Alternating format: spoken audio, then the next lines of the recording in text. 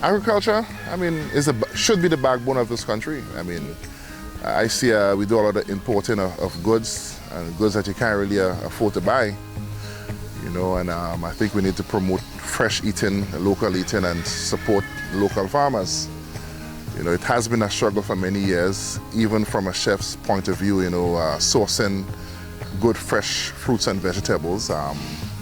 So I thought it would have been an amazing venture, you know, for me to get into it, my family and I, you know. So I've started a little thing, you know, doing fresh vegetables and fruits and chickens, turkeys and ducks and so forth, you know. So it's something that I thoroughly enjoy doing, and I think I would continue to do it because it's necessary. Grew up in farming, you know. My grandparents and my uncles and family, you know, have always been farmers, you know, butchering and farming, you know. So it's in my system, it's in my DNA, you know. I started it, I mean, when I started to do chickens, I only started with about 20, you know, and that moved from 20 to in the thousands, you know. So, I mean, there is potential for farming, you know, whichever aspect, you know. You just have to be consistent. You know, you need to follow the procedures, you know, the standards, you know, maintain good quality.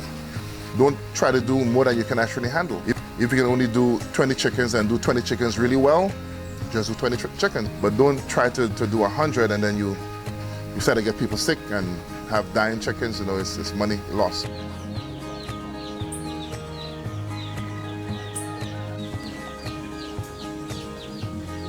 I don't believe in micromanaging. I believe that if you have some good staff, you train them well, because, you know, when you're a manager or you're owner of something, you have to have a flexibility, because it's not just feeding the animals or taking care of the crops, but managing the finances, finding the marketing and so forth. You have to be flexible, so you need to have people on board who are capable. I think, I mean, in terms of practices, we like to clean. We always keep our property very, very, very clean, you know. I think that is essential. You don't want to get sicknesses on the property, whether it's with the crops or with the animals. You want to make sure that they're all healthy and safe, you know. And the only how you would know these things is when you constantly take walk. You know, you walk through the farm, you walk through the land, you know, you walk, you know, in the pens, you look at the animals. You know, you look for signs of weaknesses, for sicknesses, you know, their stool, you know, the change in the color, and you try to maintain, you know, the best quality, the best as possible. Well, challenges, I mean, sometimes with the rain, you know, sometimes we need the rain for the fresh crops and so. But the chickens, they don't like rain. So whereby we want 100% rain for the crops, we need 100% no rain for the chickens. So it's just a matter of finding the balance between both. COVID-19, it's good and it's bad, you know. I think I did a lot of sales, you know, with fresh produce during COVID. You know, I was one of the vendors in the back of the stadium with a lot of produce. And sales was like crazy because people wanted the fresh stuff, you know, the fresh parsley and the pumpkin and the pineapples and the mangoes and the cashew, and those are items that I had available in abundance at that time. So I would say that was the good aspect of COVID. I mean, the bad aspect of it is that we lost families, you know, we lost some lives. It kind of restructured the whole country, you know, differently. Unfortunately, some people use it for good. Some companies use it for bad. You know, there were a lot of employees, you know, even where I've previously worked, that they sent a lot of workers home because of COVID. People who were months away from retirement or pension, looking forward to having some good monies and paying off their house mortgage, they just got fired because of COVID, which I think was very unfortunate. But there's always new beginnings, you know? You can always restart. Once there is life, there is hope. Think positive.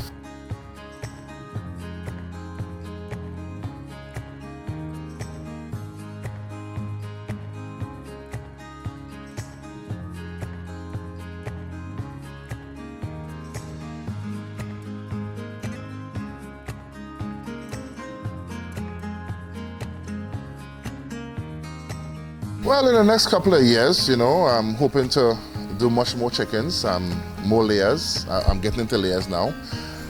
much more fresh crops, whom I can have excellent marketing, also exporting, if possible, more employment, see if I can help more in the village, do more donations, because that's one of the things that we do up here. We do give a lot to people. We give a lot out, whether it's chickens, whether it's funds, whether it's a lot of the fertilizers from the buildings, we give a lot of those to farmers and so forth. I know a lot of times people sell their manure and so forth, but for the most part in this village we give quite a lot out. Yeah. Speaking of employment, about how many people do you employ? Well, we have one full-time worker, but everyone else is part-time. We have quite a few people that works part-time with us. Yeah.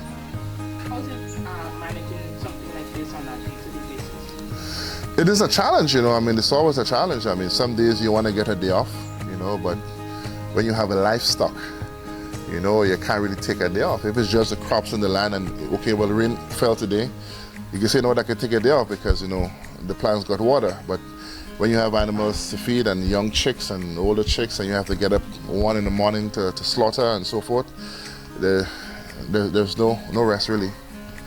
It's no rest. It's rewarding because, I feel very accomplished, I feel a level of satisfaction. I feel, that I'm actually doing something for myself, being a chef for 29 years and you've given your service to everyone else, I'm doing something for myself and my family now. So it makes a huge difference, so I feel very motivated, getting up every day and, and not only that, it also provides food, for my family and I, friends, neighbors, I can get fresh meats, I can get fresh ground provisions, fresh fruits, fresh vegetables, fresh herbs, items that I don't really have to go to the market and buy. Get into farming, it helps, the young people, everyone wants to sit in the office behind a desk and hope that it's a future, but a salary was designed to kill your dreams, Once you earn a salary and you get comfortable just earning a salary, that can be taken away from you at any day.